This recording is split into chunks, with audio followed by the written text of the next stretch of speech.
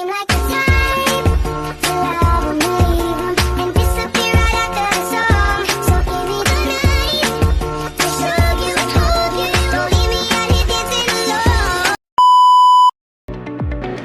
Halo semua, selamat siang. Pada hari ini kita akan belajar tentang menulis teks eksposisi. Nah, sebelum Ibu menjelaskan ke bagian materi, di sini Ibu ingin bertanya kepada anak-anak Ibu semua.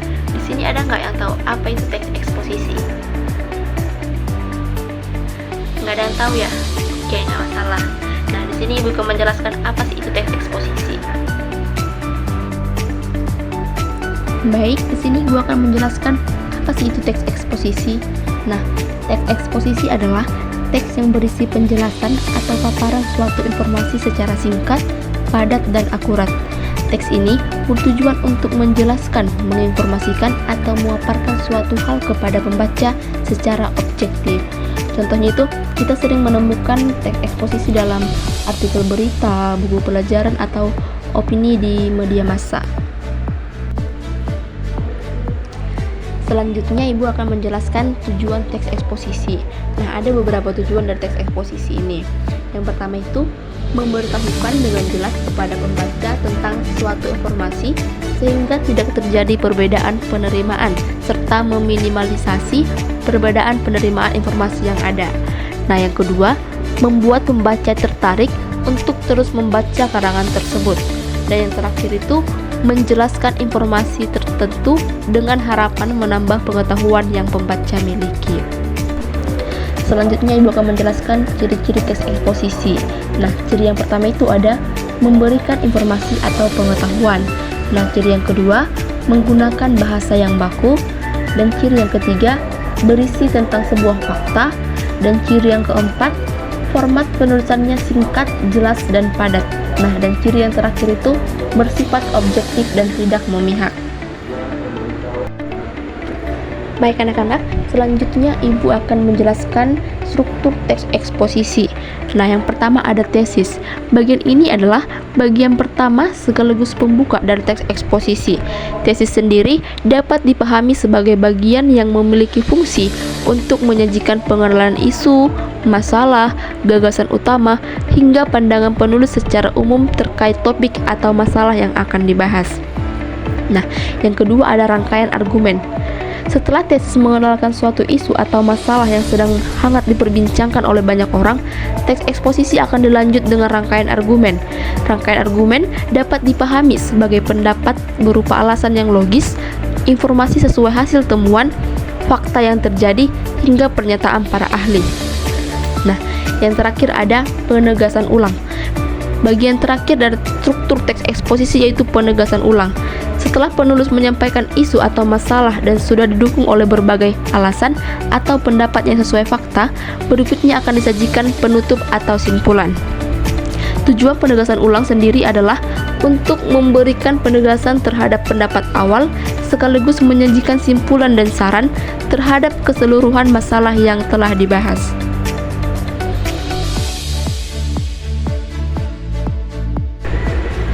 Selanjutnya Ibu akan menjelaskan kaidah kebahasaan teks eksposisi. Nah, yang pertama itu ada kata-kata teknis. Teks eksposisi sering menggunakan kata-kata khusus yang berhubungan dengan topik yang dibahas. Nah, kata-kata inilah yang disebut dengan istilah teknis. Nah, jika kita membahas tentang lingkungan, maka akan ada istilah seperti penebangan liar, hutan lindung, ekowisata, dan reboisasi. Mengapa istilah teknis digunakan? Karena istilah ini membantu menyampaikan informasi dengan lebih akurat kepada pembaca. Nah, yang kedua ada kata-kata yang berkaitan dengan argumentasi. Teks eksposisi sering berisi pendapat yang didukung oleh alasan atau bukti. Nah, oleh karena itu, dalam teks ini banyak ditemukan kata-kata yang menunjukkan hubungan sebab akibat. Contoh katanya, karena, sebab, akibatnya, dengan demikian, oleh karena itu, maka dari itu.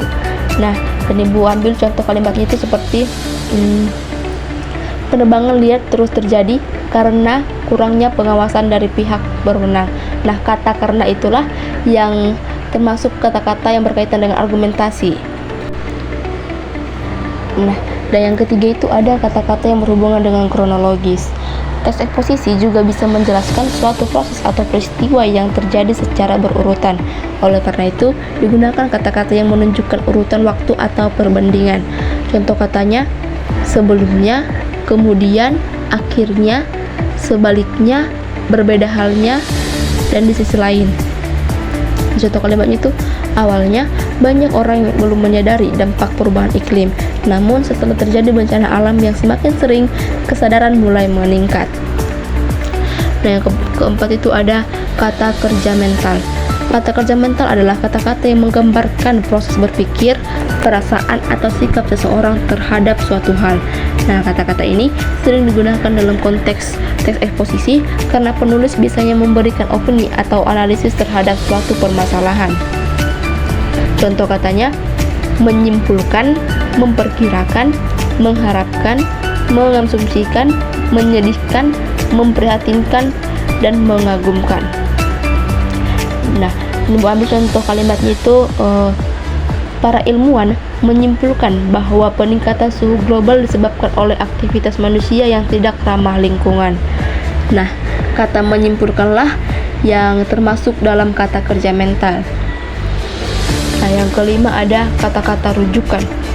Teks eksposisi sering mencantumkan sumber informasi atau pendapat seseorang agar isi teks tersebut lebih kuat dan dapat dipercaya. Nah, contoh katanya, berdasarkan data, merujuk pada pendapat, menurut penelitian, dilaporkan oleh. Nah, contoh kalimatnya itu, menurut penelitian yang dilakukan oleh Kementerian Kesehatan, pola makan sehat dapat mengurangi risiko penyakit jantung. Nah, kata menurut penelitian itulah yang termasuk dalam kata-kata rujukan. Nah, yang keenam itu ada kata-kata persuasif. Teks eksposisi sering bertujuan untuk mengajak pembaca agar setuju dengan pendapat yang disampaikan. Oleh karena itu, digunakan kata-kata persuasif yang bersifat membujuk atau memberi saran. Contoh katanya seperti kata sebaiknya, perlu, hendaklah, harus, diharapkan, dan seharusnya. Dan contoh kalimatnya itu seperti kita harus mulai mengurangi penggunaan plastik sekali pakai untuk menjaga lingkungan. Nah, kata harus itulah yang termasuk dalam kata-kata persuasif. Nah, yang terakhir itu ada kata-kata denotatif. Teks eksposisi menggunakan kata-kata denotatif, yaitu kata yang memiliki makna asli atau sebenarnya agar informasi lebih jelas dan tidak menimbulkan kesalahpahaman. Contoh katanya kata air. Dalam teks eksposisi benar-benar merujuk pada zat cair yang kita minum setiap hari, bukan makna kiasan seperti air mata kebahagiaan. Nah, itulah contoh sederhananya.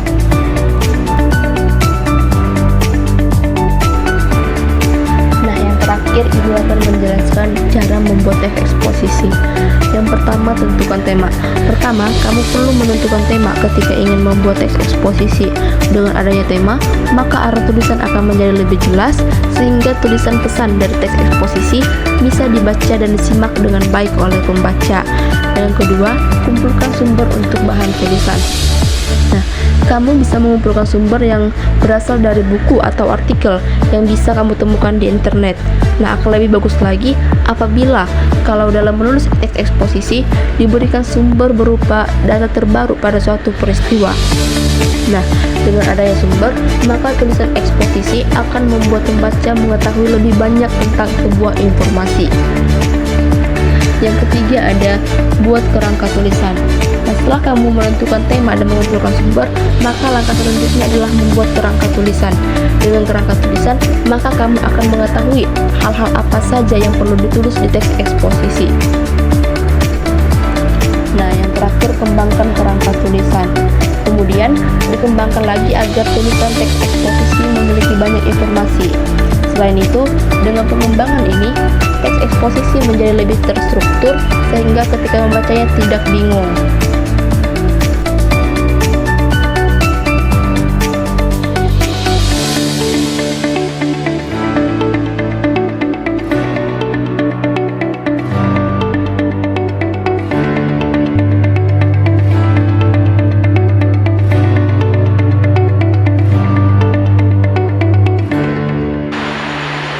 Itulah tadi penjelasan materi tentang menulis teks eksposisi. Semoga materi hari ini bisa berguna, bermanfaat, dan membantu kalian dalam belajar. Jangan lupa untuk terus membaca, berlatih, dan kembangkan keterampilan menulis kalian. Tetap semangat. Oke.